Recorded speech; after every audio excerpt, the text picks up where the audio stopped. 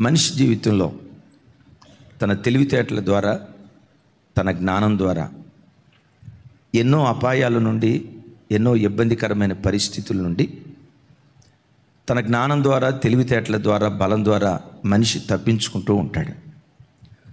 కొంతమంది కొన్నిట్లో చిక్కుపడతారు, మరి కొంతమంది వారి కలిగిన బుద్ధి బలాన్ని బట్టి కానీ, మేధోశక్తిని బట్టి కానీ తప్పించబడుతూ ఉంటారు. అయితే దైవజనమ, ప్రతి మనిషి జీవితంలో ఏది తప్పించుకున్నా తప్పించుకోకపోయినా రెండిటిని మాత్రం ఏ మనిషి తన బ్రతుకులో తప్పించుకోలేడు. ధనవంతుడైనా దరిద్రుడైనా, సామాన్యుడైనా సామంతుడైనా, అపర కుబేరుడైనా, కూటికి గతిలేని దేన్న దరిద్రుడైనా ఏ మనిషి జీవితంలో తప్పించుకోలేని రెండు కార్యాలు.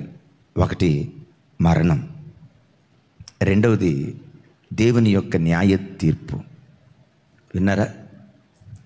ఇందిరాగాంధీ ఎన్నో ప్రమాదాల నుంచి తప్పించుకోగలిగింది, కానీ మరణాన్ని తప్పించుకోలేకపోయింది.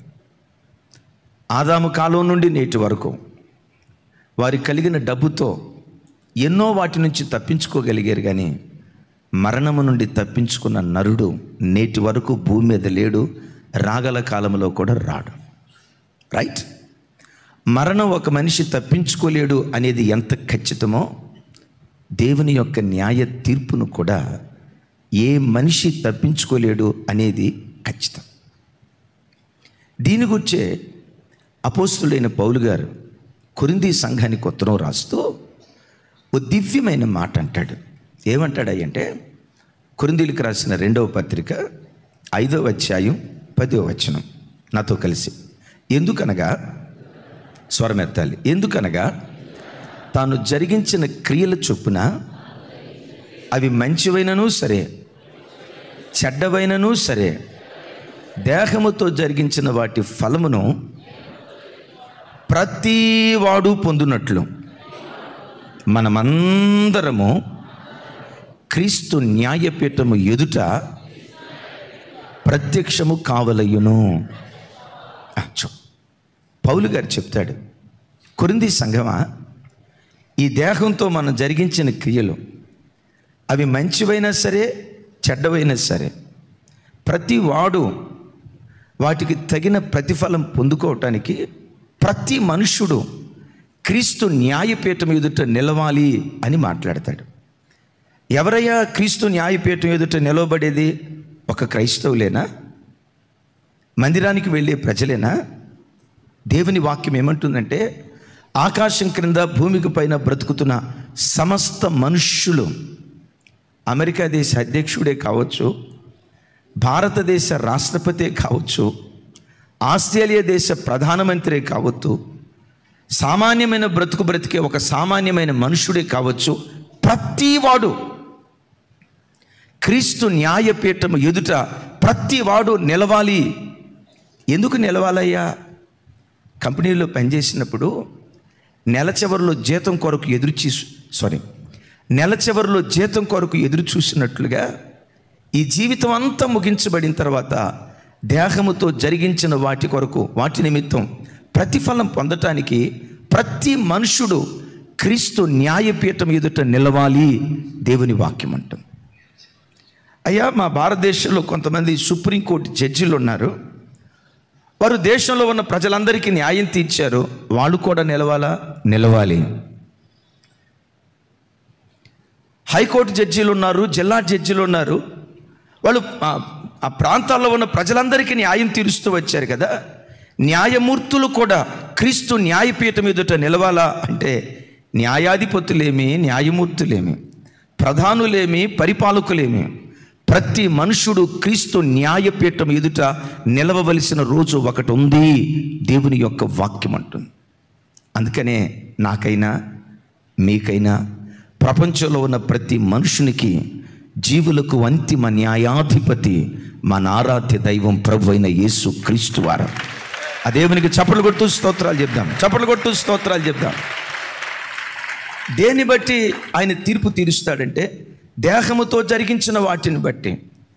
దేవా, నాకు ఈ లోకం వద్దు, నేను బ్రతికే ఈ చిన్న ఆయుష్కాలం నీ కొరకు బ్రతకాలి, నీతిగా బ్రతకాలి, భక్తిగా బ్రతకాలి, ఒక పవిత్రమైన జీవితం నీ కొరకు నేను జీవించాలి, దురాశలు నాకొద్దు, ఓ మంచి ప్రార్థనాపరుడుగా నేను బ్రతుకుతా అని శరీరాన్ని చంపుకుంటూ, శరీరాన్ని నల్లగొట్టుకుంటూ, దేహముతో అపవిత్రమైన కార్యక్రమాలు చేయకుండా దేహాన్ని సిలువకు అప్పగించి పవిత్రంగా బ్రతికే ప్రజలకు పరలోకం అనే ఒక అద్భుతమైన ప్రతిఫలాన్ని యేసుక్రీస్తు వరిస్తారు. ఎందుకు మనం ఇలా శరీరాన్ని నలగొట్టుకోవాలి? ఈ అపవిత్రపు ఆశాయిచ్చల వైపు వెళ్లకుండా నీతి న్యాయాలు కలిగి ఎందుకు లోకంలో బ్రతకాలి? లోకంలో ఏదో దేవుడు ఆశీర్వదిస్తాడని కాదు, ఆరోగ్యం ఇస్తాడని కాదు, మంచి ఉద్యోగం ఇస్తాడని కాదు, వాటికి మించి పరలోక రాజ్యం దేవుడు మనకిస్తాడని పరలోక రాజ్యం కొరకు శరీరాన్ని సిలువ వేసుకునే వారిగా ఉండాలి. దైవజన జీవులకు అంతిమ న్యాయాధిపతిగా మహిమ కలిగిన సింహాసనం, ధవళ సింహాసనం ముందు యేసుక్రీస్తు వారు ఆసీనులైనప్పుడు ప్రతి మనుష్యుడు ఆ సింహాసనం ఎదుట నిలవబడినప్పుడు కొందరికి ప్రతిఫలం, ఇంకొందరికి ప్రతిదండన దేవుడు విధిస్తాడు. నాతో కలిసి చెప్పండి. కొందరికి, సౌండ్ పెంచాలా పెద్దగా, కొందరికి ప్రతిఫలం. బలా నమ్మకమైన మంచి దాసురాలా, నీ శరీరాన్ని నలగొట్టుకొని యుక్తమైన జీవితం నా కొరకు జీవించావు, ఎక్కడా కాలు జారకుండా త్రుట్టెలకుండా నీతి కలిగిన నా మార్గంలో పవిత్రంగా నువ్వు జీవించావు. నువ్వు జీవించిన జీవితానికి పరలోకపు స్వాస్థ్యాన్ని ప్రతిఫలంగా ఇస్తానని కొందరికి యేసయ్య ప్రతిఫలం ఇస్తాడు. ఎట్ దట్ సేమ్ టైం అందరికీ కాదు, కొందరికి ప్రతిఫలం ఇస్తాడు. ఎట్ దట్ సేమ్ టైం కొందరికి ప్రతి దండన దేవుడు విధిస్తాడు. అందుకొరకే యేసయ్య అభిషేకించి పంపబడినట్లుగా దేవుని యొక్క లేఖను సెలవిస్తుంది. దైవజనమా, మన మూల వాక్యం మీరు ఎరుగుదురు. యాకోబు రాయిని నిలిపి ఆ రాయి మీద ఏం పోసాడు? ఏం పోసాడు చెప్పాలి. ఏం పోసాడు? ఆ రాయి మీద నూనె పోసాడు. చెప్పకనే ఏం చెప్తున్నాడు తెలుసా? ఈ రాయి సామాన్యమైన రాయి కాదు. ఈ రాయి భవిష్యత్ కాలంలో ప్రపంచ మానవాళికి తీర్పు తీర్చడానికి అభిషేకించబడిన రాయి. కొందరి బ్రతుకులో హితవత్సరాన్ని ప్రకటిస్తుంది, మరి కొందరి బ్రతుకులో ప్రతి దండన ప్రకటిస్తుంది అంటాడు. దైవజనమా, నీ బ్రతుకులో నా బ్రతుకులో హితవత్సరాన్ని యేసయ్య ప్రకటించునుగాక. చప్పుడు కొడుతూ ఆయనకి స్తోత్రాలు చెప్దాం. మనలో ఏ ఒక్క వ్యక్తి ప్రతి దండనకు అప్పగించబడకుండునుగాక. హితవత్సరం అంటే, హిత అంటే మంచి, మంచి సంవత్సరాలు, మంచి రోజులు ఆయన న్యాయ తీర్పు ఎదుట మనం పొందుకొని పరలోకంలో యుగాయుగాలు బ్రతికే ఆ మంచి రోజులు యేసయ్య మనకు అనుగ్రహించునుగాక. మరోసారి చెప్దాం ఆమేన్. దీన్ని గురించే యెషయా గ్రంథకర్త ఒక చక్కటి మాట చెప్తారు. చూడండి, యెషయా గ్రంథం 59వ అధ్యాయం 18వ వచనం నుంచి 21వ వచనం వరకు చక్కటి విషయాలు అక్కడ రాసి ఉంటాయి. ప్రతి దండనను వస్త్రముగా వేసుకొనెను, ఆసక్తిని పై వస్త్రముగా ధరించుకొనెను, వారి క్రియలను బట్టి ఆయన ప్రతిదండన చేయును, తన శత్రువులకు రౌద్రము చూపును, తన విరోధులకు ప్రతీకారము చేయును, ద్వేపస్తులకు ప్రతీకారము చేయును. 19వ వచనం నుంచి, పడమట దిక్కునున్న వారు యెహోవా నామమునకు భయపడుదురు, సూర్యోదయపు దిక్కునున్నవారు ఆయన మహిమకు భయపడుదురు. యెహోవా పుట్టించు గాలికి కొట్టుకొని పోవు ప్రవాహ జలము వలె ఆయన వచ్చును. 20వ వచనం, సియోను నొద్దకును యాకోబులో తిరుగుబాటు చేయుట మాని మళ్ళుకొనిన వారి యొద్దకును విమోచకుడు వచ్చును. ఇదే యెహోవా వాక్కు, నేను వారితో చేయు నిబంధన ఇదే, నీ మీదనున్న నా ఆత్మయు నేను నీ నోట నుంచిన మాటలను నీ నోట నుండి, నీ పిల్లల నోట నుండి, నీ పిల్లల పిల్లల నోట నుండి ఈ కాలము మొదలుకొని ఎల్లప్పుడూ తొలగిపోవు అని యెహోవా సెలవిచ్చుచున్నాడు. చివరి వాగ్దానం మన జీవితంలో నెరవేర్చబడినట్లుగా ఒకసారి ఆ వాగ్దానం మీద చేయబెట్టి యేసయ్యకు స్తోత్రాలు చెప్దాం. ఈ వాగ్దానం చివరి వాగ్దానం 21వ వచనంలో రాయబడిన ఆ వాగ్దానం, నీ మీద ఉన్న ఆత్మ, నీ నోట ఉన్న దేవుని మాట, అది నీతోనే కాకుండా నీ పిల్లల మీద నిలిచి ఉండునుగాక, నీ పిల్లల పిల్లల మీద నిలిచి ఉండునుగాక, వారి పిల్లల అందరం వారి పిల్లల పిల్లల మీద నిలిచి ఉండునుగాక.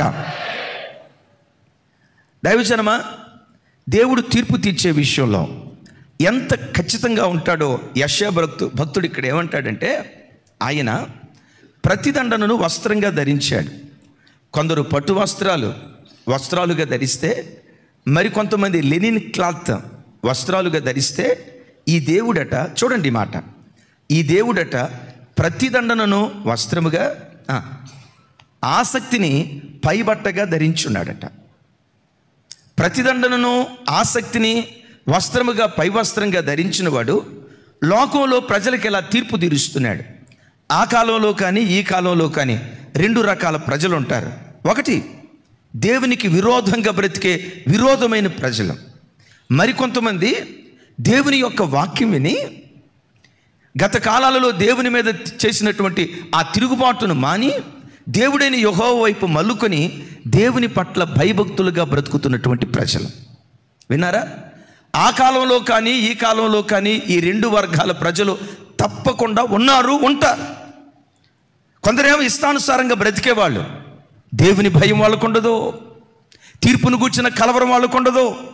ఈ జీవితమే మాకు శాశ్వతం, నా ప్రాణమా తిను త్రాగు సుఖించు, ఈ లోకమే శాశ్వతం అన్నట్లుగా విచ్చలవిడిగా బ్రతికే ప్రజలు ఒక వర్గం. ప్రజలందరూ అదే వర్గంలో బ్రతికిన వాళ్ళు. కానీ కొందరి యొద్దకు దేవుని వాక్యం వచ్చినప్పుడు వాళ్ళ చెడుతనాన్ని విడిచిపెట్టి పాప జీవితాన్ని మాని దేవుడైన యెహోవా వైపు మళ్ళుకొని దేవుని పట్ల భయభక్తులు బ్రతుకుతున్నటువంటి ప్రజలు. మొదటి వర్గం ప్రజలకేమో చూడండి, మొదటి వర్గం ప్రజలకేమో ప్రతిదండన, ప్రతీకారం. ఏంటా ప్రతిదండన, ప్రతీకారం? రే బాబు, భూమి మీద బ్రతికిన దినాల్లో ఇలా బ్రతుకు, హెచ్చరించా, నీ బ్రతుకును మార్చుకోవాలా. ఎంతోమంది దైవ సేవకులు మీ ఇంటికి పంపించా, జీవితాన్ని దిద్దుకోమని రకరకాలుగా నీకు బోధిస్తూ వచ్చా. అయినా వాక్యం వినుట మట్టుకు విన్నావు కానీ, వాక్యం చదవటం మట్టడం చదివేవు కానీ నీ బ్రతుకును మార్చుకోలేదు గనుక, కాఠిన్యపు హృదయం కలిగిన వాడవై నీ ఇష్టానుసారంగా నువ్వు జీవించేవు గనుక, ఇదిగో నీ మీద నేను ప్రతీకారాన్ని తీర్చుకుంటున్నా, ప్రతిదండన విధిస్తున్నా. ఏంటా ప్రతిదండన? అపవాదికి దాని దోతలకు సిద్ధపరిచిన నరకాగ్నికి వెళ్ళిపో అని భక్తిహీనులను నరకాగ్నికి దేవుడు అప్పగిస్తాడట. విన్నారా? కొందరు ప్రతీకారాన్ని పొందుకుంటున్నారు. నేనంట, ఒక మనిషి మరో మనిషి ప్రతీకారాన్ని తట్టుకోగలుగుతాడు కానీ మనిషి మీద దేవుని, చూడండి, మనిషి మీద దేవుడు ప్రతీకారాన్ని తీర్చుకుంటే దేవుని ప్రతీకారాన్ని మనిషి తట్టుకోగలడా? ఎవరి మీద దేవుడు ప్రతీకారం చూపిస్తాడు? భక్తిహీనుల మీద, ఆయన విరోధుల మీద. ఈరోజు వాక్యం వింటున్న దేవుని బిడ్డ, ఒకసారి నీ జీవితం గురించి ఆలోచించు. నువ్వు దేవునికి అనుకూలుడిగా బ్రతుకుతున్నావా, దేవునికి విరోధిగా బ్రతుకుతున్నావా? భక్తి కలిగిన వ్యక్తిగా దేవుని సన్నిధిలో జీవిస్తున్నావా?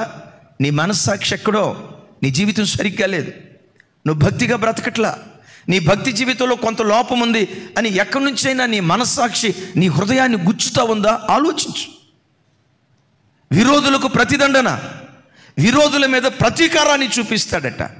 అదే సమయంలో సూర్యోదయపు దిక్కు మొదలుకొని సూర్యాస్తమయపు దిక్కు వరకు, అంటే తూర్పు నుండి పడమటి వరకు దేవుడైన యెహోవా నామమునకు భయపడి, దేవుడైన యెహోవాకు భయపడి అపవిత్రత వైపు వెళ్లకుండా జీవితాన్ని చక్కగా కాపాడుకున్న వాళ్ళకి దేవుడు ప్రతిఫలం ఇస్తున్నాడు. ఏంటో తెలుసా?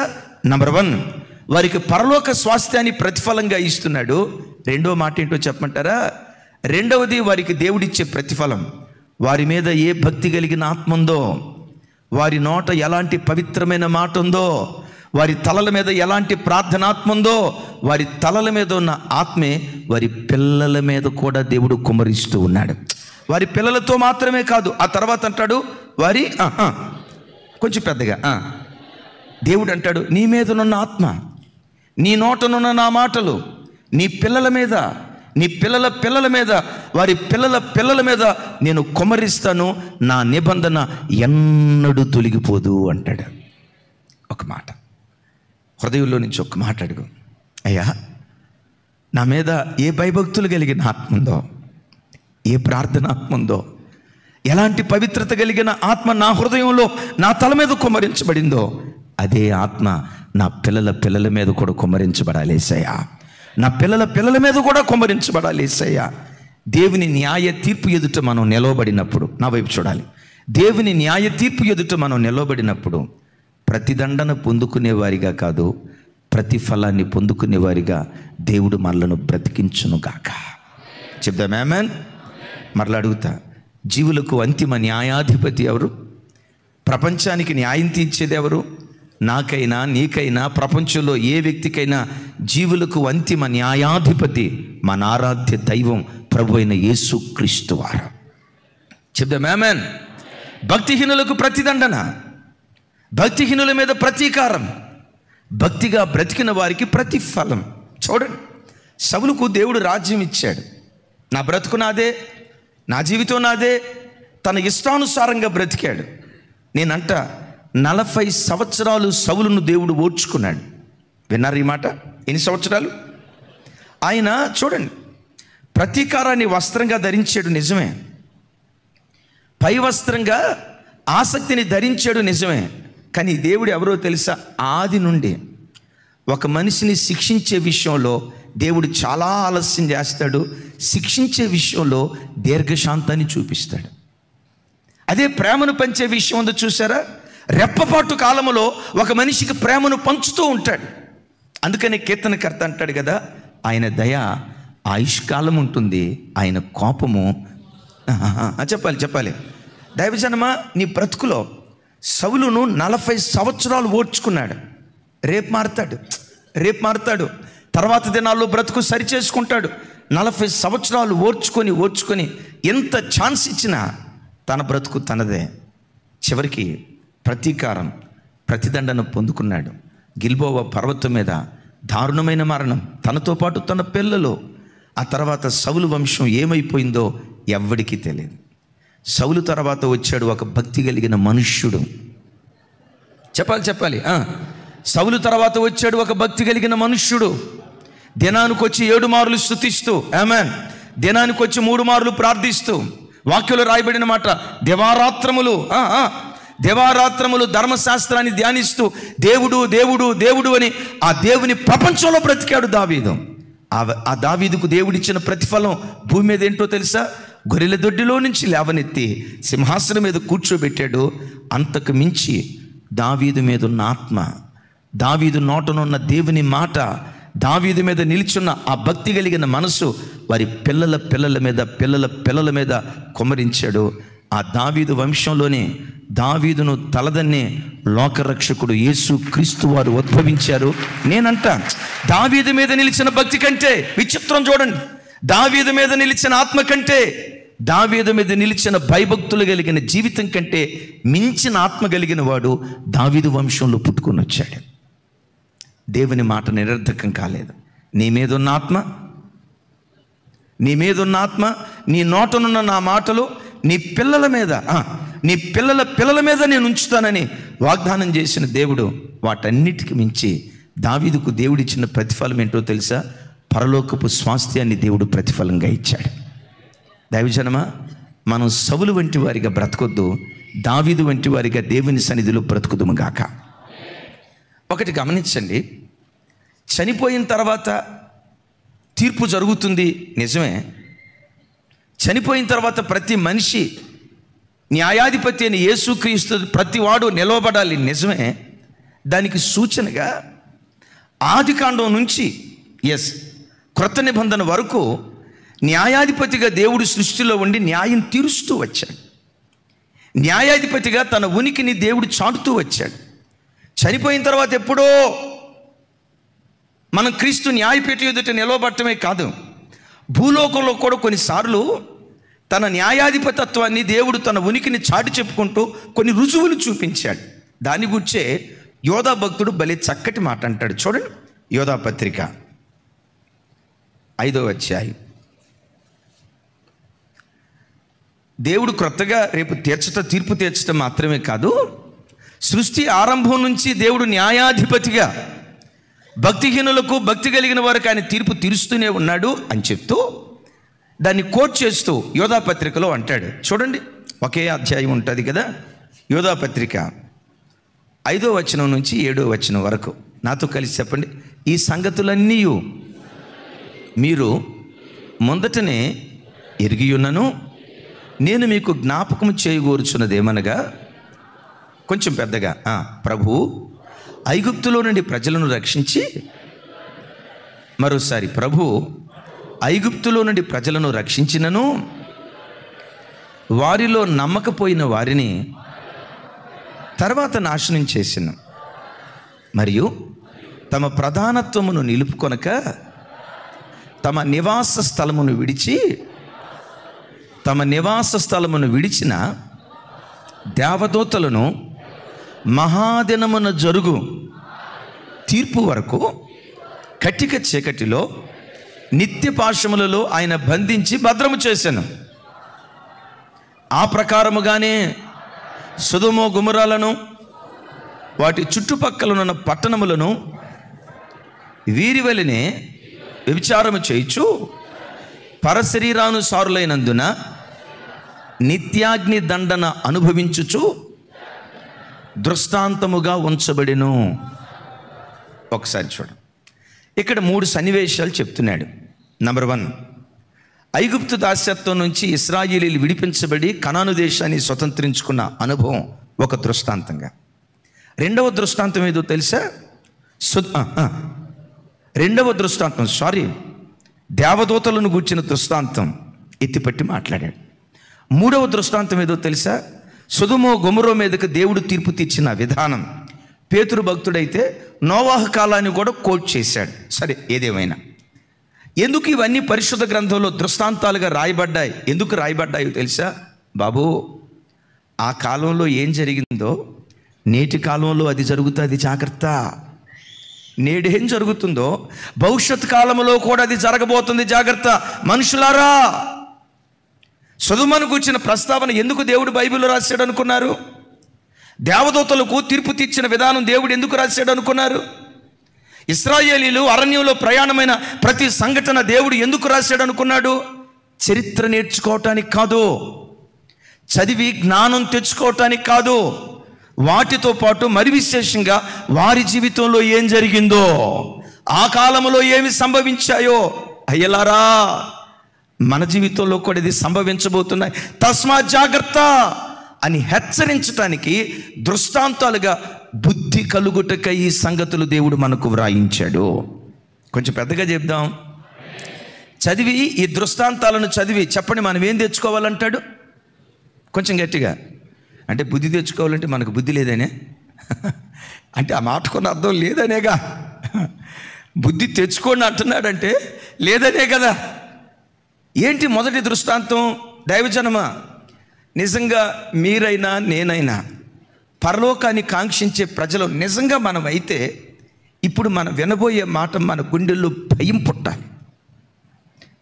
పరలోకం నాకు కావాలి, ఈ లోకంలో నాకేమున్నా లేకపోయినా యుగాయుగాలు పరలోక రాజ్యంలో ప్రభుతో కూడా జీవించాలి అన్న ఆలోచన కనుక నీకుంటే ఇప్పుడు చెప్పబోయే మాట మన గుండెల్లో భయాన్ని పుట్టిస్తుంది. ఏంటా మాట? ప్రభు మాట విని 6 లక్షల మంది ఐగుప్తు దేశాన్ని విడిచి కనాను దేశం వైపు ప్రయాణమే వెళ్ళారు. 6 లక్షల మంది ప్రయాణమే వెళ్తే ఐగుప్తును 6 లక్షల మంది విడిస్తే కనాను చేరింది మాత్రం కేవలం ఇద్దరు. తతిమ 5,99,998 మంది అరణ్యంలో ఆకులు రాలిపోయినట్లుగా రాలిపోయారు. ఒకసారి నా వైపు చూడండి, ఎంతమంది ఐగుప్తుని విడిచిపెట్టారు? ఎంతమంది యేసు ప్రభు నాకు కావాలని వచ్చారు? ఎంతమంది బాప్తిస్మం తీసుకున్నారు? మన లెక్కలో చెప్తాను. ఎంతమంది బాప్తిస్మం తీసుకున్నారు? 6 లక్షల మంది అండి. అయ్య బాబోయ్, 6 లక్షల మంది బాప్తిస్మం తీసుకున్నారా? అవును. యేసు ప్రభు నాకు కావాలి, పరలోకం నాకు కావాలని ఒక్కరు కాదు, ఇద్దరు కాదయ్యా, 6 లక్షల మంది బాప్తిస్మం తీసుకున్నారు. Praise God. 6 లక్షలే. అయ్య బాబోయ్, 6 లక్షలు. ఇప్పుడు అడుగుదాం, అయ్యా లోకం నాకొద్దు, ప్రభు కావాలి, పరలోకం కావాలని 6 లక్షల మంది బాప్తిస్మం తీసుకున్నారు కదా, ఈ 6 లక్షల మందిలో పరలోక రాజ్యం స్వతంత్రించుకుంది ఎంతమంది అని అంటే దేవుడు వేదనతో అంటాడు, కేవలం ఇద్దరయ్యా, కాలేబు. చెప్పాలి, కాలేబు, యెహోషువ. అయ్యా మరి తతిమా వాళ్ళ పరిస్థితి? పలానా సాఫ్ట్వేర్ ఇంజనీర్ బాప్తిస్మం తీసుకున్నాడే, యేసై నాకు కావాలని. పలానా పోలీస్ డిపార్ట్మెంట్లో ఉద్యోగం చేసి ఆయన బాప్తిస్మం తీసుకున్నాడే, ప్రభు నాకు కావాలని. ఇమాన్యుయల్ మినిస్ట్రీస్లో ఎంతమంది బాప్తిస్మం తీసుకున్నారే? అరే పలానా చర్చిలో ఇన్ని వేల మంది బాప్తిస్మం తీసుకున్నారే. 6 లక్షల మంది బాప్తిస్మం తీసుకుంటే వీరిలో పరలోక రాజ్యం చేరింది. మిమ్మల్ని కృంగదీయాలని కాదు కానీ చెల్లి ఆలోచించాలని మాట చెప్తున్నా. పిలువబడిన వారు అనేకులు, పరలోక రాజ్యం కొరకు ఏర్పరచబడిన వారు కొందరే. నేనంట ఆ కొందరిలో నీ ఉండున్నట్లుగా, ఆ కొందరిలో నీ పిల్లలు ఉండున్నట్లుగా, ఆ కొందరిలో నీ కుటుంబం ఉండున్నట్లుగా జాగ్రత్తగా కుటుంబాన్ని కట్టుకొందువుగాక. ఈరోజు చూడండి, ఎక్కడ చూసినా మందిరాలకు ప్రజలు గుంపులుగా వెళ్తున్నారు. మందిరాలు సరిపోవట్లేదయ్యా, 3వ సర్వీస్ 4వ సర్వీస్ స్టార్ట్ చేయాలి. ఇన్ని లక్షల మంది ప్రభు దగ్గరికి మందిరానికి వస్తున్నారు, కానీ వీరిలో పరలోక స్వాస్థ్యాన్ని స్వతంత్రించుకునేది చాలా కొద్ది మంది. దైవజనమా, పరలోక రాజ్యం విశాలమైన మార్గం కాదట. ఇప్పుడు అడుగుతా, ఆ 5,99,998 మంది అరణ్యంలో ఆకులు రాలిపోయినట్లుగా ఎందుకు రాలిపోయారు? ఆ ఇద్దరు పరలోక స్వాస్థ్యాన్ని ఎందుకు స్వతంత్రించుకోగలిగారు? నంబర్ 1 చూడండి, త్వరగా చెప్తాను. నంబర్ 1, వారు నమ్మక, వీరు నమ్మినవాడు పరలోక స్వాస్థ్యాన్ని పొందుకున్నాడు, నమ్మనివాడు అరణ్యంలో ఆకులు రాలిపోయినట్లుగా రాలిపోయారు. నంబర్ 2, వాళ్ళు శారీరకంగా ఐగుప్తుని విడిచిపెట్టారు కానీ మనస్సులో ఉన్న ఐగుప్తుని విడిచిపెట్టలేదు. 2వ వర్గం ఉంది, మనస్సులో కూడా ఐగుప్తుకు చోటు లేకుండా నిండు మనస్సుతో వాళ్ళు ప్రభుని వెంబడించారు. కొంచెం గట్టిగా చెప్దాం ఆమేన్. మరొకసారి గట్టిగా చెప్దాం ఆమేన్. 3వది, వారు కనాను చేరకపోవటానికి కారణం ఏంటంటే చెడ్డవాటిని ఆశించారు. తతిమా ఇద్దరు మాత్రం చెడ్డవాటిని ఆశించకుండా శ్రేష్టమైన వాటిని ఆశించారు. నంబర్ 4 లాస్ట్ 1, వాళ్ళు అరణ్యంలో ఆకులు రాలిపోయినట్లుగా రాలిపోవటానికి కలిగిన కారణం ఏంటంటే పెట్టిన రోజు పెళ్లి పాట పాడారు, పెట్టని రోజు తెలిసిన మాటే కదండి. పెట్టిన రోజు పెళ్లి పాట పాడారు, పెట్టని రోజు సావు పాట పాడారు. పెట్టిన రోజు స్తుతించారు, ఎప్పుడైనా కొంచెం ఆలస్యమైందా దేవుని మీద సనిగి సంహారకుడి చేతికి అప్పగించబడ్డారు. శ్రమల మధ్యలో కూడా వీరు సనగకుండా దేవుని స్తుతించారు కనుక కనానును స్వతంత్రించుకోగలిగారు. ఒకసారి చూడండి, నా తట్టు చూడండి, మిమ్మల్ని అడుగుతా, ఈ 2 గుంపుల్లో నీవే గుంపులో ఉంటావో ఒక్కసారి ఆలోచించు. ఆకులు రాలిపోయిన గుంపులో ఉన్నావో, పరలోక స్వాస్థ్యాన్ని స్వతంత్రించుకునే గుంపులో నీ కుటుంబం ఉందో ఒక్కసారి ఆలోచించు. ఎందుకు వీళ్ళు పరలోకాన్ని కోల్పోయారు అంటే మొట్టమొదటి మాట విన్నాం కదా, వారి అవిశ్వాసము వలన. చెప్పండి కొంచెం గట్టిగా, మరోసారి, ఇంకొకసారి. ఏంటా అవిశ్వాసం అంటే చూడండి, ఇశ్రాయేలీలను ఐగుప్తు దేశంలో 10 రకాల అద్భుతాలు చేశాడు. ఎర్ర సముద్రం దగ్గర భయాన్ని పుట్టించే భీకర కార్యాలు చేశాడు. ఆకాశం నుండి మన్నాను కురిపించాడు. పగలు మేఘస్తంభం, అందుకోవాలి, పగలు మేఘస్తంభం, రాత్రి బండను కొడితే మాంసం కావాలంటే ఎట్టా చూస్తున్నారంటే ఆ రోజులు మళ్ళా వస్తే బాగుంటాయ్యా, ఈ డ్యూటీకి వెళ్ళే తిప్పలు లేకుండా, ఈ కంప్యూటర్ దగ్గర కూర్చునే బాధ లేకుండా ఆ అనుభవం మరలా వస్తే బాగుంటాయ్యా. ఆ అనుభవం పరలోకానికి వెళ్ళిన తర్వాత ఉంటుంది. దానికి మించిన అనుభవం దేవుడే మనకు గుడారంగా పరలోక రాజ్యంలో నిలవబడతాడు. యేసయ్యకి మహిమ కలుగును గాక. గమనించండి, యుద్ధం ఎరుగని ఈ ప్రజలు అమాలేకీలు వాళ్ళ మీదకు వచ్చినప్పుడు అవలీలగా గెలిచారు. ఎన్ని అద్భుతాలు, ఎన్ని ఆశ్చర్యాలు, ఎన్ని విక్రమ కార్యాలు వారి పట్ల దేవుడు జరిగించాడో వర్ణించలేం. అయితే బాధాకరమైన సంగతి ఏంటో తెలుసా, ఇన్ని అద్భుతాలు వారి జీవితాల్లో దేవుడు జరిగించినా వారి గుండెల్లో దేవుని పట్ల సరైన విశ్వాసం లేదు.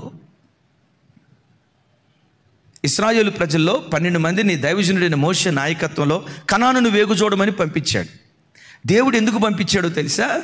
కనానులో ఉన్న ఆ ద్రాక్ష తోటలను, ఆ ద్రాక్ష గెలలను గమనించండి. ఆ ద్రాక్ష గెల్లను, దానిమ్మ గెలలను, అంజూరపు గెలలను మోసుకుంటూ వెళ్తూ ఉంటే ఆ పండ్లను చూసి, అయ్య బాబోయ్, దేవుడు మాకెంత శ్రేష్టమైన దేశాన్ని ఇవ్వబోతున్నాడా, ఇక మాకేం కావాలి అని ఆనవాలుగా ఆ శ్రేష్టమైన దేశాన్ని చూసి ఆ వార్త తీసుకొచ్చి ప్రజలకు తెలియచేసి, ఒరే మన దేవుడు ఎంత నమ్మదగిన వాడంటే ఐగుప్తు దేశం కంటే శ్రేష్టమైన దేశాన్ని మనకి ఇవ్వబోతున్నాడు. ఐగుప్తు దేశం కంటే శ్రేష్టమైన దేశం కనాను దేశం. అంజురపు పండ్లు చూసాం, ద్రాక్ష పండ్లు చూసాం. ఆ ద్రాక్ష గెలలు మోసుకొని వెళ్ళటానికి చేతులతో మోసుకొని రాలేదంట. చెప్పాలి, దండం ఒక కర్ర అట్లా కట్టి ముందు ఒక మగ అయినా వెనక ఒక మగ అయినా మధ్యలో ఆ ద్రాక్ష గల దండాన్ని, ఆ ద్రాక్ష గలను దండానికి వేలాడదీసి మోసుకొని వెళ్తూ ఉంటే ఆ ద్రాక్ష కాయల ఆ గుత్తులను చూసి, బాబోయ్ ఇది మామూలు దేశం కాదు, ఆహా ఎంత అద్భుతమైన దేశం దేవుడు మనకి ఇవ్వబోతున్నాడా అని వీళ్ళు సంతోషంగా వాళ్ళకి చెప్తారని పంపిస్తే వీళ్ళు ఏం చేశారో తెలుసా? చూసిరారా అంటే లంక అంతా తగలబెట్టినట్టుగా వచ్చిన తర్వాత ఏమన్నారో తెలుసా? బాబోయ్ ఆ దేశంలో ప్రజలు మామూలుగా లేరు, ఒక్కొక్కడు 7 అడుగులు ఎత్తు, వాళ్ళ పక్కన మేము నిలవబడితే, నేనంట వాళ్ళ పక్కన నిన్నెవడు నిలవబడమన్నాడు. ఇంకొక మాట కూడా అడుగుతా, ఆడి పక్కన నువ్వు నిలవబట్టం కంటే నీ దేవుని నిలవబెట్టవచ్చు కదా. నీ దేవుణ్ణే గనక నిలవబెడితే వాడు మిడత వంటి వాడిగా మారిపోతాడు. హల్లెలూయా.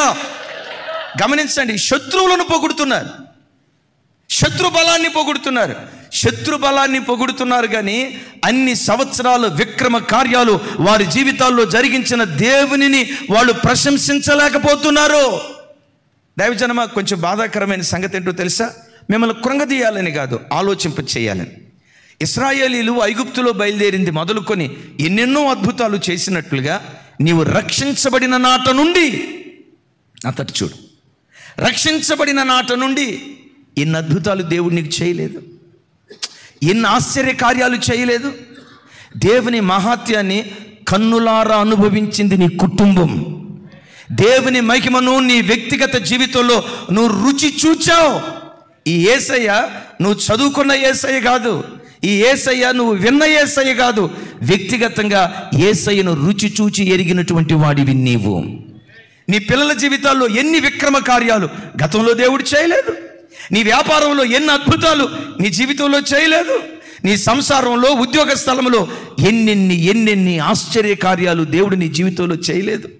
ఒక మాట, జీవితంలో ఎప్పుడైనా, నేడైనా రేపైనా గతంలోనైనా ఏదైనా సమస్య వస్తే కదిలిపోతున్నావా? గడిచిన దినాల్లో ఏ దేవుడు భీకర కార్యాలు చేసి సమస్త శ్రమల నుంచి దేవుడు తప్పించాడో అదే దేవుడు ఈ శ్రమలో నుంచి కూడా తప్పిస్తాడని ధైర్యంగా విశ్వాసంతో దేవుని స్తుతిస్తున్నావా? నువ్వు భయపడుతున్నావంటే సరైన విశ్వాసం దేవునికి నీ మీద లేదు. జాగ్రత్త. వారు నమ్మకపోయినందున రక్షించబడిన నాట నుండి ఎన్నెన్నో అపాయాలు వచ్చాయి. వాటన్నిటి నుంచి దేవుడు తప్పిస్తూ వచ్చాడు. యేసయ్యను అనుభవించిన నీవు ఇప్పుడేం చేయాలో తెలుసా? ఈరోజే సమస్య వచ్చినా, రేపే సమస్య వచ్చినా, భవిష్యత్తులో ఎన్ని సమస్యలు వచ్చినా, గడిచిన దినాల్లో ఎదురైన సమస్యలన్నిటిలో నుంచి తప్పించిన దేవుడే నేడు ఎదురవుతున్న ప్రతి సమస్య నుంచి ఆ దేవుడు తప్పిస్తాడు అన్న విశ్వాసం నీ గుండెల్లో ఉంటే కాలేబు యెహోషువ లాగా కనానులో అడుగుపెట్టే కృప దేవుడు మనకు అనుగ్రహిస్తాడు. వీళ్ళు ఐగుప్తును విడిచిపెట్టారు. గమనించండి, మనస్సులో ఉన్న ఐగుప్తును విడిచిపెట్టలా. చెప్పండి, ఎక్కడుంది ఐగుప్తు? వాళ్ళకి హృదయంలో ఐగుప్తు ఉంది. ఆ మధ్య ఒక తల్లి చెప్తుంది, అన్నయ్య నేను ఇవన్నీ తీసేసాను అన్నయ్య, ఇవన్నీ తీసాను. Praise God. మరి ఇప్పుడు వచ్చిన బాధ ఏంటి అన్నయ్య? అద్దం ముందు నిలవబడ్డప్పుడు, అప్పుడు పోగులు పెట్టుకునేటప్పుడు నా చెవులు భలే ఉండేదిగా, బంగారు గొలుసు పెట్టుకున్నప్పుడు నా మెడ భలే ఉండేదిగా. గమనించండి, మోర పొడుగు చెప్పడామా? అదే మోర పొడుగు పూలు పెట్టుకున్నప్పుడు భలే ఉండేదిగా అన్నయ్య. ఇదంతా అరే ఐగుప్తుని విడిచిపెట్టిన తర్వాత మరలా ఐగుప్తు మాటలు ఎందుకు? కొందరి జీవితాల్లో లోకమని ఐగుప్తును విడిచిపెట్టారు, శారీరకంగా విడిచిపెట్టారు, కానీ వారి హృదయంలో ఇంకా ఐగుప్తు నిలిచే ఉందే. మూఢాచారాలనే ఐగుప్తు, మూఢ నమ్మకాలనే ఐగుప్తు, మూఢ సాంప్రదాయాలనే ఐగుప్తు. గృహప్రవేశం జరిగేటప్పుడు ఏ కాలు పెట్టాలి చెప్పాలి. నవ్వుకుంటున్నావు, నువ్వు కుడికాలే పెట్టినట్టున్నావు. ఇక్కడ సామ్యేల్ అన్న వచ్చాడా? సామ్యేల్ మీరు కాదన్నా, ఎక్కడ ఎల్బీ నగర్ దగ్గర నుంచి సామ్యేల్ అన్న, అమ్మ సిస్టర్ బ్రదర్ వచ్చారా? ఎక్కడున్నాడు? పైన ఉన్నాడు. పరలోకానికి వెళ్ళాడా ఏంటయ్యా? సామ్యేల్ మీ అన్నయ్యరి రైట్. వాళ్ళ ప్రాంతంలో ఒకసారి పెళ్ళికి వెళ్ళా. మంచి వేసవికాలం, బాగా ఒక్కపోత. ఆ అమ్మాయి మంచి చర్చికి అమ్మాయి, మంచి వేసవికాలం. సరే అమ్మాయిని పెళ్లి కూతుర్ని చర్చి లోపలికి తీసుకొద్దామని చెప్పి వెళ్ళాం. అయ్యగారు ప్రార్థన అయిపోయింది. ప్రార్థన అయిపోయిన తర్వాత ఇక అమ్మాయి ఏం చేసిందంటే ఎడంకాలు చర్చిలో పెట్టింది. ఎడంకాలు పెట్టిందో లేదో అయ్యగారు ఏమన్నారు తెలుసు? అమ్మాయి శుభం అంట, పెళ్లి చేసుకుంటే ఎడంకాలు పెడతా, కుడికాలు పెట్ట, ఆ జ్ఞానం కూడా నీకు లేదు అన్నాడు. పాపం అమ్మాయి చెటుక్కున ఎడంకాలు వెనక్కి లాగింది. నేను మెల్లిగా ఆయన దగ్గరికి వెళ్ళి అడిగా, అయ్యగారు ఎడంకాలు పెట్టకూడదని బైబిల్లో ఎక్కడైనా రాసి ఉందా అన్న. నా వైపు చూసి అంటాడు, మీరు పెంతుకొస్తు కదా, మీరు పెంతుకొస్తు కదా. మాకు తెలుసయ్యా మీ పెంతుకొస్తు అంత గొంతు కోస్తు అన్నాడు. మనం ఎవరు గొంతులు కోసామో నాకు తెలియదు. ఇంకొక రకంగా చెప్పాలంటే కోయబడిన గొంతులను అతికించే బ్యాచ్ మంది, చచ్చినోళ్ళను బ్రతికించే బ్యాచ్ మంది, హృదయంలో ఉన్న ఐగుప్తును తొలగించే బ్యాచ్ మంది. అంటాడు, మీరు పెంతుకొస్తారు, మీకు ఏం తెలియదండి, కుడికాలు పెట్టాలన్నాడు. నేను అన్నా, యేసయ్య రక్తం కుడికాలు కుడి చేతిలో ప్రవహించి ఎడంకాలు ప్రవహించకుండా ఉందా అన్నాను. మీకు తెలియదు పాస్టర్ గారు, ఈ పద్ధతులు పాటించాలా, పాటించకపోతే ఎట్టా?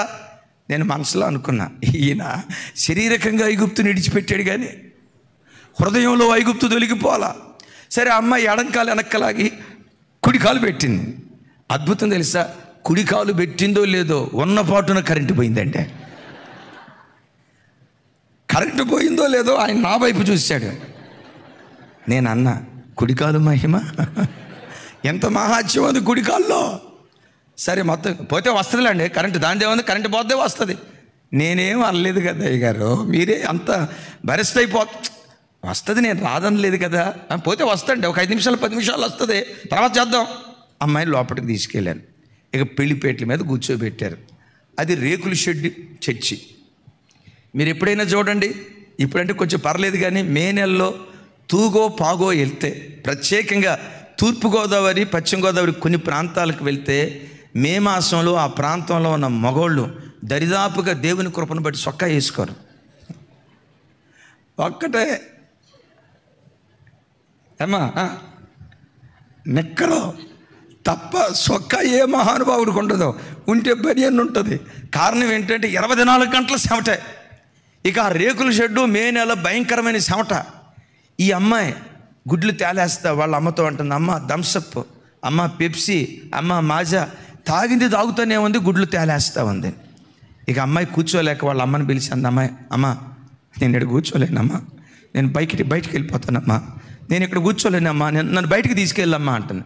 వాళ్ళమ్మ అంటుంది, పెళ్ళి నీదేనే, నువ్వు బయటికి పోతే అట్ట, నువ్వు కూర్చోవాలి కూర్చో అంటే, అమ్మ పెళ్ళి దేవుడు ఎరుకో, నేను కూర్చోలేనమ్మా, నన్ను బయటికి తీసుకెళ్ళమ్మా అని గుడ్లు తేలేస్తూ ఉంటే ఆ పాస్టర్ గారు నా వైపు చూశాడు. నేను అన్న, కుడికాలు మహిమ. కొంతమంది ప్రభు దగ్గరికి వస్తారు కానీ ఏం వదిలిపెట్టరు. దైవజనమా, ఐగుప్తు ఆచారాలను దేవుని పిల్లలు విడిచి ఆత్మ ఏది బోధిస్తుందో ఆత్మ సంబంధమైన సంగతులకు చెవి ఎగ్గి వాటిని అనుసరించే వారిగా దేవుడు మనలను బలపరుచును గాక. వారు చెడ్డ వాటిని ఆశించారు. వేటిని ఆశించారు? మనమేం ఆశిద్దాం? దావీదు, నీకేం కావాలి? నా జీవితకాలం అంతా నీ మందిరంలో బ్రతకాలనే ఆశ ఉందయ్యా, ఆ జీవితాన్ని నాకు వరంగా దయచేయి. ఎలీషా, నీకేం కావాలి? నీ మీద పరిశుద్ధాత్ముడు ఉన్నాడనే సంగతి నాకు తెలుసయ్యా, నీ మీద ఉన్న ఆత్మలో 2 పాళ్ళు ఆత్మ నాకు కావాలి. ఓ తల్లి పిల్లలిద్దరిని తీసుకొచ్చింది, అమ్మా నీకేం కావాలి? మహిమ కలిగిన సింహాసనం మీద నీ వాసునుడై ఉన్నప్పుడు ఒక కొడుకు కుడివైపు, రెండవ కొడుకు అంటే మరి తతిమా వాళ్ళ సంగతే, వాళ్ళ సంగతి ఏమైతే నాకెందుకు, నా పిల్లలకి ఇది కావాలి, ఆశీర్వాదం దయచేయని ఆ తల్లి కోరుకున్నట్లుగా మనం మంచి వాటిని కోరుకుందాము గాక. చప్పట్లు కొడితే సైకో స్తోత్రాలు చెప్దాం. వారు ఎందుకు చూడండి, వారు ఎందుకు అరణ్యములో ఆకులు రాలిపోయినట్లుగా రాలిపోయారంటే సనిగారు. ఈ ఇద్దరు ఎందుకు కనాను స్వతంత్రించుకోగలిగారు తెలుసా? స్తుతించారు. దైవజనమా, నీ బ్రతుకు దినాల్లో నీ చుట్టూతా ఎప్పుడైనా సంక్లిష్ట పరిస్థితులు వస్తే సనగకు దేవుని మీద, ఆయాసపడకు దేవుని మీద, దేవుని మనస్సులో కూడా నిందించుకోకు. ఆ సంక్లిష్ట పరిస్థితుల్లో కూడా దేవుని స్తుతిస్తూ బ్రతుకుతూ ఉంటే ఇశ్రాయేలీయులు చేయు స్తోత్రములపై ఆసీనుడైన దేవుడు నీ స్తుతుల మీద ఆసీనుడై దుర్గాన్ని స్థాపించి నిన్ను ఆవరించిన ప్రతి బంధకాన్ని దేవుడు తెంచి నిన్ను స్వతంత్రుడిగా మార్చునుగాక. చెరసాలలో పడ్డ పౌలు శీల దేవుని స్తుతించారు. ఆ స్తుతి వారి స్థితిని మార్చి సంఖ్యలను తెంచి వారిని స్వతంత్రులుగా మార్చింది. కాలేబు యెహోషువలు కనాను స్వతంత్రించుకోవటానికి కారణం ఏంటంటే వారు దేవుని స్తుతించిన వారే కానీ దేవుని మీద సనిగిన వారు కాదు. ఒక మాట రెండు చేతులు ఎత్తి అడుగుదాం. అందరూ రెండు చేతులు ఎత్తి, దేవా నిత్యము నిన్ను స్తుతించే కృప నాకు దయచేయి. నా నోట నీ స్తుతిగానం ఉండాలి ప్రభువా. నేనెప్పుడు నిన్ను స్తుతించేవాడిగా ఉండాలి. భక్తుల నోట దేవునికి చేయు ఉత్సాహ స్తోత్రాలు ఉన్నాయని రాయబడినట్లుగా ఉత్సాహంతో నిన్ను స్తుతించేవాడిగా నన్ను బ్రతికించేసయ్యా. సనుగుడు నా నోట ఉండకూడదు, సంశయం నా నోట ఉండకూడదు, ఎన్నడూ నా నోటితో నీ మీద ఆయాస పడకూడదయ్యా. నిత్యము స్తుతించే కృప దేవుడు మనకు అనుగ్రహించునుగాక. రైట్. రెండవది, యోధా భక్తుడు అక్కడ దేవదూతలను గూర్చి చెప్తున్నాడు. ఈ తీర్పు నేనంట సర్వ సృష్టిలో జరిగిన మొట్టమొదటి తీర్పు. ఈ తీర్పు ఎక్కడ జరిగిందో తెలుసా? పరలోకంలో జరిగింది.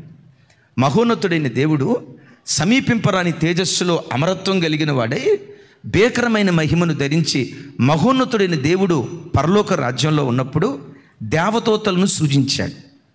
కెరూబులు, సెరాపులు, గాబ్రియేల్. చెప్పండి, ఇంకా మీకు తెలిసిన పేర్లు ఉన్నాయి కదమ్మా. గాబ్రియేల్, మికాయేల్, చెప్పండి. వీళ్ళందరికీ ఇంకొక ఆయన ఉన్నాడు, పెద్ద ఆయన, ఆది గురువు. ఎవరు? లూసిఫర్. మహామహిమతో బైబిల్లో రాయబడిన మాట, దేవదూతలను దేవుడు సామాన్యంగా సృష్టించలేదట. పరిపూర్ణమైన సౌందర్యం, పరిపూర్ణమైన జ్ఞానం, పరిపూర్ణమైనటువంటి బలం. దేవదూతలు ఎలా, అందుకనే కొన్ని ప్రాంతాలు, కొన్ని దేశాలకు వెళ్ళినప్పుడు వాళ్ళ రూపం చూస్తే ఇట్టే అంటాం. ఇజ్రాయేల్ దేశం వెళ్ళి వచ్చిన కొంతమంది చెప్పిన మాట, ఇజ్రాయేల్ దేశంలో ఉన్న స్త్రీలు తల్లులట అచ్చం దేవుని దూతల్లాగా ఉంటారట. అంతటి తేజస్సు. మీరు ఎట్టా చూస్తున్నారంటే, నేను కూడా ఇజ్రాయేల్ దేశంలో పుడితే బాగుండు కదా అని. దేవుడు ఎక్కడ పుట్టించాడో అందును బట్టే సైకి మహిమ కలుగును గాక. మన భరత గడ్డ శ్రేష్టమైన గడ్డ. ఈ గొప్ప దేశాన్ని బట్టి యేసయ్యకే స్తుతి కలుగును గాక. దేవదూతలు సామాన్యమైన వాళ్ళు కాదు. చూడండి, నేను త్వరగా చెప్తున్నాను, గమనించండి. నంబర్ 1 పరిపూర్ణమైన సౌందర్యం. నంబర్ 2 పరిపూర్ణమైన జ్ఞానం. నంబర్ 3 పరిపూర్ణమైన బలం. అంత గొప్ప స్థితిగతులు దేవదూతలకిచ్చి ప్రత్యేకంగా లూసిఫర్కి ప్రధానత్వాన్ని ఇచ్చాడట. చెప్పండి, ఏమనుకోవాలి దూత? ఆ దేవదూత, అయ్యా నా బ్రతుకులో ఎంత గొప్ప ప్రధానత్వాన్ని ఇచ్చావు, నాకేం కావాలి? ఈ సౌందర్యం నీవిచ్చిందే, అందుకు నీకు స్తోత్రం. ఈ జ్ఞానం నీవిచ్చిందే, అందుకు నీకు స్తోత్రం. ఈ బలం నీవిచ్చిందే, ఇదంతా నీ భిక్ష, నీ దానం, అందుకై నీకు స్తోత్రమని కృతజ్ఞతలు తెలియచేస్తూ ఆరాధిస్తూ దేవదూతలు బ్రతకాలి. ఈ లూసిఫర్ గాడు ఏం చేశాడో తెలుసా? నా సింహాసనాన్ని మహోన్నతుని సింహాసనం కంటే పైగా హెచ్చించుకుందును అనుకొని, రెండవది మనస్సులో గర్వించి పరలోకంలో దేవుడు తీర్పు తీరిస్తే అక్కడి నుంచి త్రొక్కివేయబడి కట్టికి చీకటి కలిగిన బిలంలో వాడు బంధించబడి దేవదూతలు తీర్పు పొందినట్లుగా రెండవ తీర్పును గూర్చి యోధా పత్రికలో రాయబడింది. దైవజనమా, ఇక్కడ ఒక మాట చెప్తాను. ఈ లూసిఫర్ దూతకు దేవుడు సామాన్యమైన హోదా ఇవ్వలేదు. ఏమని రాసుని చెప్పండి, చెప్పాలి. పరలోకంలో ఎంతోమంది దేవదూతలు ఉన్నారు. వీళ్ళందరిలో ప్రధానుడు ఎవరు? కొంచెం గట్టిగా. పరలోకంలో ఉన్న దేవదూతలందరిలో ప్రధానత్వం కలిగిన దేవదూత లూసిఫర్. దేవుడిచ్చిన ఆ గొప్ప ఆధిక్యతను బట్టి స్తుతించకుండా నక్షత్రాలకు పైగా నా సింహాసనాన్ని హెచ్చించుకొందును. ఇక నాతో కలిసి చెప్పండి, నక్షత్రములకు పైగా నా సింహాసనాన్ని హెచ్చించుకొందును. అంటే లూసిఫర్ కూడా పరలోకంలో దేవుడు ఏమి ఇచ్చాడు? అరే ఇప్పుడు చెప్పుకున్నాం కదండి. అంటే సింహాసనం మీద పరలోకంలో దేవుడు ఒక్కరే కాదు. అబ్బా దేవుడు ఎంత గొప్ప దేవుడు, ఎంత గొప్ప మనసున్న దేవుడో చూడండి. ఆయన ఒక్కడికే కాదు, లూసిఫర్ కూడా దేవుడు సింహాసనం వేసాడట, సింహాసనం మీద కూర్చోబెట్టాడట. ఇచ్చిన ఆధిక్యతను బట్టి తృప్తి పడకుండా అంతకంటే ఏదో చేయాలని. దైవజనమా, సైతాన్ ఆలోచనలో ఐలారా వినండి, నీకు ఒక మంచి ఉద్యోగం ఇస్తాడు, మంచి ఉద్యోగం. నీలాంటి ఉద్యోగం లేక ఎంతోమంది లోకంలో అయ్యా విను దిగులు పడతా ఉంటారు. సైతాన్ గాడు ఏం చేస్తాడో తెలుసా? ఈ ఉద్యోగం వద్దు, ఇంకొక ఉద్యోగానికి వెళ్ళు, ఈ ఉద్యోగం వద్దు, ఇంకొక జాబ్కి వెళ్ళు. మంచి హోదా ఇచ్చిన అవకాశాలుంటే ఎగబాకు, తప్పులేదు. అయితే ఇచ్చిన శ్రేష్టమైన దాన్ని వదిలిపెట్టి తృప్తి లేని జీవితంతో ఎక్కడికో వెళ్తే దేవుని తీర్పుకు లూసిఫర్ గురి అయిపోయింది. నేను ఒక ఆయన ఎరుగుదును. ఆయన గవర్నమెంట్ ఉద్యోగస్తుడు, హైదరాబాద్లో సెక్రటరియట్లో గవర్నమెంట్ ఉద్యోగస్తుడు. నెలకొచ్చి 1,20,000 రూపాయలు జీతగాడు. ఏమా ఎంత మంచి ఉద్యోగమా కాదా? నెలకు 1,20,000 రూపాయలు గవర్నమెంట్ ఉద్యోగం మంచి ఉద్యోగమా కాదా? మీరు అందరూ ఎట్ట చూస్తున్నారంటే అట్టాటి ఉద్యోగాలు మా అందరికి వచ్చేటట్టుగా మీకు వచ్చునుగాక, మీకు వచ్చునుగాక, కొంచెం గట్టిగా మీకు వచ్చునుగాక. ఆ సెక్రటరియట్లో పనిచేసే ఒక ఆయన వచ్చి నా దగ్గరకు వచ్చి అంటాడు, అయ్యగారు నా జాబుకు రిజైన్ చేసి వెళ్ళిపోదాం అనుకుంటున్నాను అయ్యగారు, ప్రార్థన చేయండి అన్నాడు. ఎందుకయ్యా అన్నాను. మా ఊరు పక్కన రియల్ ఎస్టేట్ బాగా డెవలప్ అయిపోయిందంట అయ్యగారు, ఆడికి వెళ్ళి రియల్ ఎస్టేట్ సార్ వినాలి, సార్ వినాలా, రియల్ ఎస్టేట్ బాగా డెవలప్ అయిపోయిందంట, నేను ఉద్యోగానికి రిజైన్ చేసి రియల్ ఎస్టేట్ చేద్దాం అనుకుంటున్నాను అన్నాడు. నువ్వు చేసే ఉద్యోగం ఏంటి అన్నా? గవర్నమెంట్ ఉద్యోగం అయ్యారు. జీతం ఎంత అన్నా? ఎంతండి? జస్ట్ కేవలం. నేను అన్నా కొంచెం స్నేహితుడు, వరే దిమాక్ లేనివాడా, వరే పాగల్, వరే పిచ్చోడా, దేవుడిచ్చిన ఆధిక్యత విడిచిపెట్టి ఎవరినో చూసి వాతలు పెట్టుకున్నట్లుగా దేవుడిచ్చిన ఆధిక్యత విడిచిపెట్టి ఎక్కడికో వెళ్తావా? ఇది ఎవరి మనస్సో తెలుసా? లూసిఫర్ మనస్సు. దైవజనమా, నేనంట అవకాశాలు ఉంటే ఉన్న చోట నుంచే నువ్వు ఎగబాకు. దేవుడిచ్చిన దాన్ని విడిచిపెట్టి ఎక్కడికో వెళ్ళి ధనాన్ని సంపాదించుకోవాలని నువ్వు ప్రాకులాడితే వాక్యం ఏమంటుందో తెలుసా? ధనము పక్షిలాగా రెక్కలు ధరించి ఎటో ఎగిరిపోతుందని వాక్యం అంటుంది. గట్టిగా చెప్దాం ఆమేన్. అందుకని నేను అంట, దేవుడు నీకు ఇచ్చిన హోదాను బట్టి తృప్తి పడుతూ దేవుని స్తుతించుదువుగాక. నాకు ఈ ఉద్యోగం వద్దు, ఇది ఎవరి స్పిరిట్టో తెలుసా? ఒక చోట స్థిరపడకుండా దేవుడిచ్చిన ఆధిక్యతను ఎరగకుండా వద్దు. నేనంట దేవుడు ఇంత అద్భుతమైన మందిరాన్ని మనకిచ్చాడు, మా కొరకు ప్రాణం పెట్టి విశ్వాసులను మాకిచ్చాడు. ఆమెన్, ఆమెన్, గట్టిగా ఆమెన్. మీ కుటుంబాన్ని ఎంత ప్రేమిస్తారో అంతకంటే ఎక్కువగా మమ్మల్ని ప్రేమించే మనసు కలిగిన బిడ్డలను దేవుడు మాకు ఇచ్చాడు. ఎవరో నా దగ్గరికి వచ్చి, అయ్యగారు అమెరికాలో సావు పెడితే ఇంకా అద్భుతం కాదు, కంపు అయిపోద్ది. ఉన్న చోట నుంచి మనం ఎగబాకేటువంటి వారిగా ఉండాలి. ఉన్న చోట నుండే నాటబడి స్థిరపడి విస్తరించే వారిగా దేవుని సన్నిధిలో మనం బ్రతుకుదుము గాక. రెండవది, దేవదూతలకు ఎలాంటి తీర్పు దేవుడు తీర్చడానికి కారణం ఏంటంటే చూడండి, యెహెజ్కేలు గ్రంథం తమ్ముడు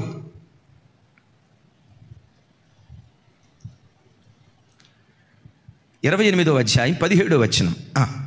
నీ సౌందర్యమును చూచుకొని నీవు గర్వించిన వాడవై నీ తేజస్సును చూసుకొని నీ గర్వమును నీ జ్ఞానమును చెరుపుకుంటివి, కావున నేను నిన్ను నేలన పడవేసేదను, రాజులు చూచుచుండగా నిన్ను హేళనకు అప్పగించెదను. చూడు నాతో కలిసి, నీ సౌందర్యమును చూచుకొని గర్వించిన వాడవై నీ తేజస్సును చూసుకొని గర్వించిన వాడవై నీ జ్ఞానమును చూసుకొని గర్వించిన వాడవై చెరుపుకుంటివి. నా వైపు చూడాలి. ఆ జ్ఞానం ఇచ్చింది ఎవరు? ఆ తేజస్సు ఇచ్చింది ఎవరు? ఆ సౌందర్యం ఇచ్చింది ఎవరు? ఇచ్చిన దేవుని బట్టి అతిశయించాల్సింది ఇచ్చిన దాన్ని బట్టి అతిశయిస్తున్నాడు. ఆ గర్వపు మనస్సే పరలోకం నుండి పాతాళంలోకి వాడు తొక్కివేయబట్టడానికి కారణమైపోయింది. దైవజనమా, తన సౌందర్యాన్ని చూసుకొని అతిశయపడుతున్నాడు. ఇది ఎట్టుందంటే, ఆ తండ్రి కొడుక్కి బుల్లెట్ కొనిపెట్టాడు. కొనిపెట్టింది ఎవరు? ఆ బుల్లెట్ తండ్రి కొనిపెట్టిన తర్వాత తండ్రి దగ్గరికి వెళ్ళి, నానవ్ నాకు బుల్లెట్ ఉందో తెలుసా అని అంటే తండ్రికి ఎట్టుంటుంది? ఈ లూసిఫర్ గడు చేసింది అదే. తండ్రి కారు గిఫ్ట్ ఇచ్చాడు, రే నాయన ఈ కారు వాడుకోరా అని. తండ్రి దగ్గర కారు తీసుకొని ఆ తండ్రి దగ్గరికి వెళ్ళి, నాకు కారు ఉందో తెలుసా? ఇదే పని చేశాడు లూసిఫర్ గాడు. దైవజనమా, నీ జీవితంలో ఎప్పుడు నువ్వు అనుభవించే ప్రతిదీ నా దేవుడు నాకు పెట్టిన భిక్ష, నా దేవుడు నాకు పెట్టిన భిక్ష. ముద్దన్నం నోట్లోకి వెళ్తుందంటే నా దేవుడు పెట్టిన భిక్ష. ఒక మంచి వస్త్రం కట్టుకోగలుగుతున్నానంటే ఇది నా దేవుడు పెట్టిన భిక్ష అని ప్రతి క్షణం కృతజ్ఞతతో దేన మనస్కులుగా మనం బ్రతుకుతూ ఉంటే వాక్యం అంటుంది కదా, తన్ను తాను తగ్గించుకునేవాడు హెచ్చించబడతాడు. తన్ను తాను హెచ్చించుకునేవాడు. కారణం ఏంటి? జీవులందరికీ అంతిమ న్యాయాధిపతి మన ఆరాధ్య దైవం ప్రభు అయిన యేసుక్రీస్తు వారు. నేనంట, ఆ దేవుడు నిన్నెప్పుడు హెచ్చించునుగాక, నీ పిల్లలను హెచ్చించునుగాక. ఆయన హెచ్చించున్నట్లుగా ఎప్పుడు దేన మనస్కులుగా మనం బ్రతుకుదుముగాక. మూడో మాట ఏమంటాడో తెలుసా? సొదొమ గొమొర దాని చుట్టుపక్కల ప్రాంతాలన్నీ అపవిత్రపు రొచ్చులు చిక్కుకున్నాయి. దైవజనమా, మొదట సొదొమ గొమొర ఒక మాట చెప్తా. లోతు సొదొమ గొమొరను చూసినప్పుడు సొదొమ గొమొర ఎలా ఉందో తెలుసా? మొదట్లో యెహోవా తోటలాగుందట. ఒకసారి చూడండి ఎలా ఉంది. చెప్పాలి. మొదట చూసినప్పుడు యెహోవా తోటలాగుంది. ఆ తర్వాత దినాల్లో చిన్న బిడ్డ మొదలుకొని వృద్ధుని వరకు అపవిత్రమైన కార్యక్రమాలు చేసే ఓ భయంకరమైన వ్యక్తులుగా మారినట్లుగా మనం లేఖనాల్లో చూస్తున్నాం. దైవజనమా, ఒకసారి ఆలోచించండి.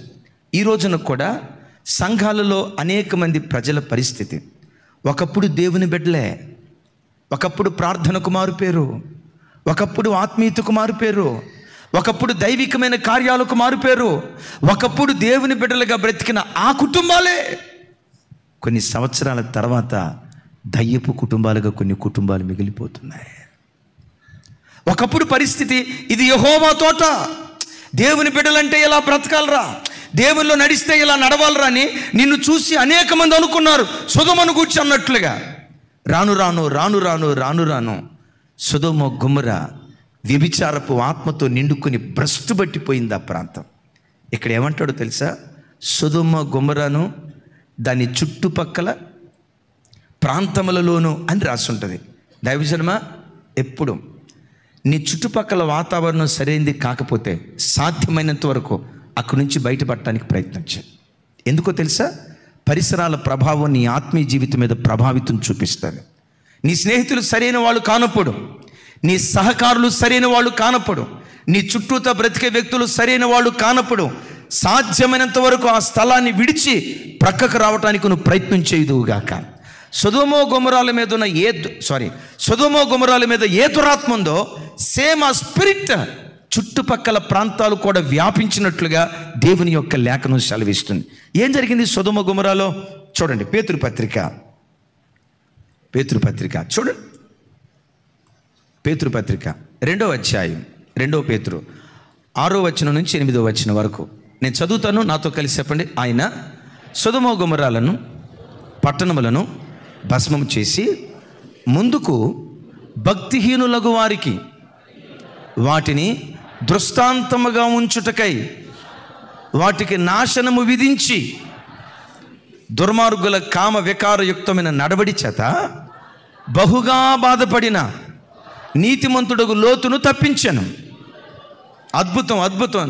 నాతో కలిసి చెప్పాలి. ఆ నీతిమంతుడు వారి మధ్యన కాపురం ఉండి తాను చూచిన వాటిని బట్టి విన్న వాటిని బట్టి వారి అక్రమ క్రియల విషయంలో దినదినము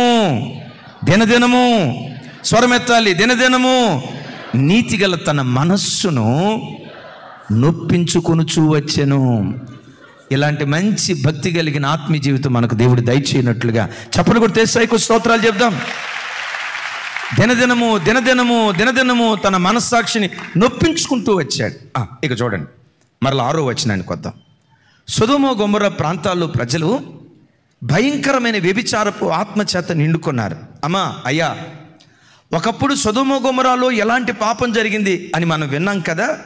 నేడు మన దినాలలో, మన ప్రాంతాలలో, మన పట్టణాల్లో జరుగుతుంది. నేడు హైదరాబాద్ పట్టణం సొదొమ గొమొర్రా కంటే ఏం తక్కువేం కాదు. ముంబై పట్టణం సొదొమ గొమొర్రా కంటే తక్కువైందేం కాదు. ముంబై పట్టణం, బెంగళూరు పట్టణం సొదొమ గొమొర్రా కంటే ఏం తక్కువైందేం కాదు. ఆ కాలంలో సొదొమ గొమొర్రాలో ఏం జరిగిందో నేటి కాలంలో మన కళ్ళ మధ్య, మన చెవులు వింటుండగా, మన కళ్ళు చూస్తుండగా, మన కళ్ళ ఎదుట కూడా ఎలాంటి ఘోరమైన కార్యాలే జరుగుతున్నాయి. ఒక అతను కడుపును పుట్టిన కన్న కూతురికి అపవిత్రమైన అశ్లీలమైన బూతు బొమ్మలు చూపించి కన్న తండ్రి కడుపును పుట్టిన కూతురును పాడు చేశాడు. ఎక్కడో కాదు, హైదరాబాద్లో జరిగింది.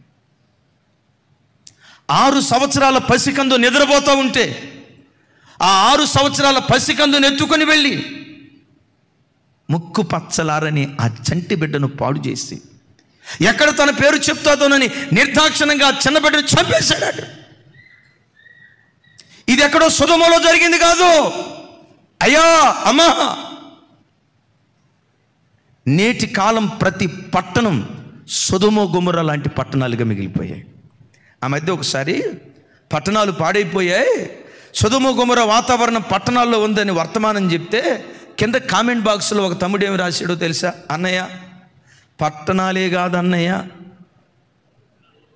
అందుకోవాలి అందరూ, పట్టణాలే కాదన్నయ్య, మా పల్లెటూరులో కూడా ఇంతకంటే ఎక్కువ పాపం జరుగుతుందన్నయ్య, మా పల్లెటూరులో కూడా సొదొమ గొమొర్రాలేనన్నయ్య అన్నాడు. ఏం చేయాలి ఇప్పుడు? సొదొమ గొమొర్రాని జ్ఞాపకం చేసుకోవాలి. ఏమంటాడు? మరియు ఆయన సొదొమ గొమొర్రా పట్టణములను భస్మము చేసి. ఎందుకు భస్మం చేశాడు? ముందుకు భక్తిహీనులైన వారికి వాటిని దృష్టాంతముగా ఉంచుటకై. ఈ మాట పట్టుకోండి దైవజనమా. న్యాయ తీర్పు అనేది ఒకటి ఉందని మనం విన్నాం కదా. ఆ మహాదినాన ప్రజలందరూ దేవుని న్యాయపీఠం ఎదుట నిలబడినప్పుడు దేవుడు తీర్పు తీరుస్తాడు అని మనం విన్నాం కదా. భవిష్యత్తులో తీర్పు తీర్చబోయే ఆ రోజు సొదొమ గొమొర్రాకు తీర్పు తీర్చవచ్చు కదా. ఎందుకు ఆది కాండంలోనే దేవుడు తీర్పు తీర్చాడు? విచ్చలవిడిగా బ్రతుకుతున్న ఆ వ్యక్తులకు ఎందుకు దేవుడు తీర్పు తీర్చాడు? ఎందుకు తీర్చాడో తెలుసా? లోతును ఎందుకు విడిపించాడో తెలుసా?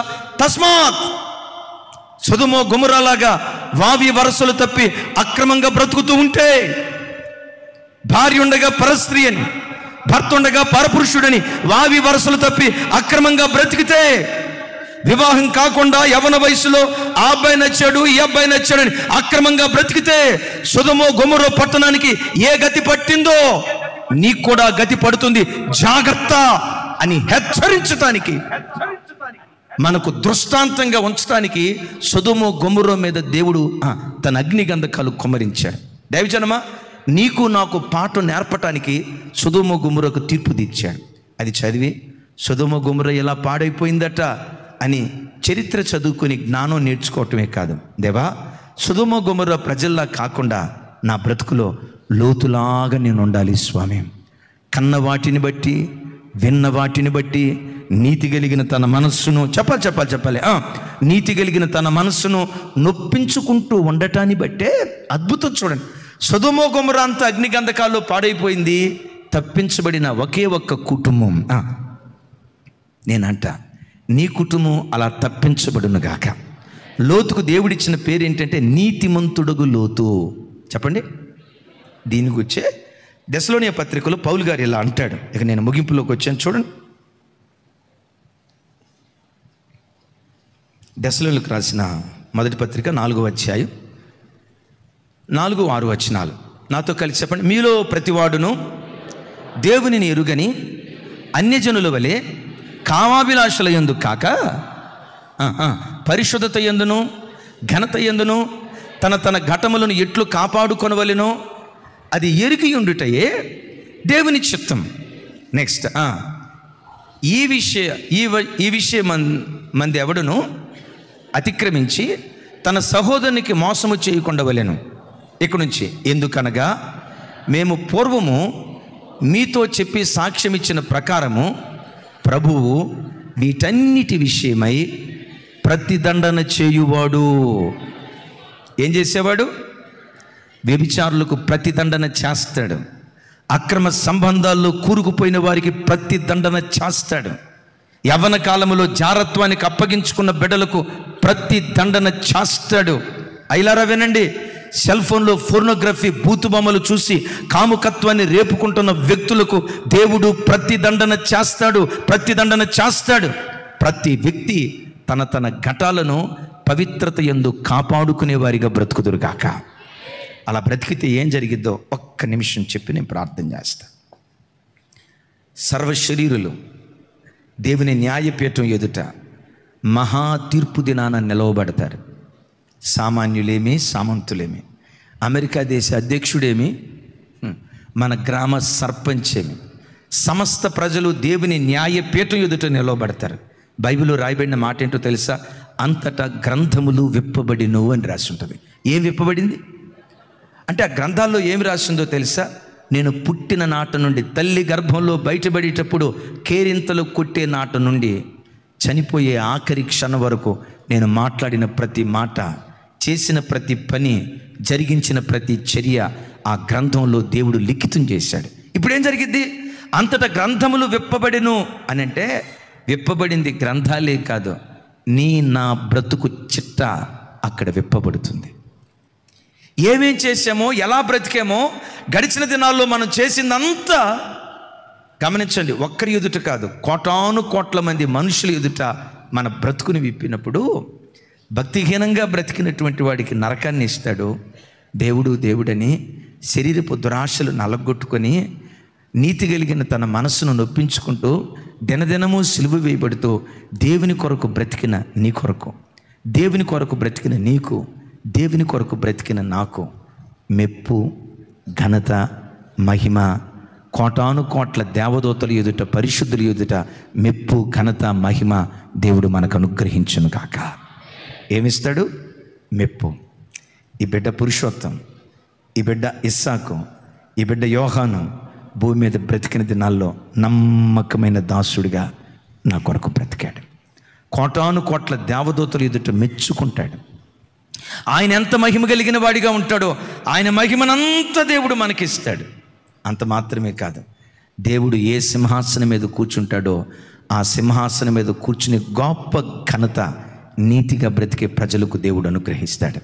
నా చేతులెత్తి దీవిస్తున్నా, దేవుడు నీకు ప్రతిఫలమే ఇచ్చునుగాక. ప్రతిదండనకు మనం గురి కాకుందుముగాక.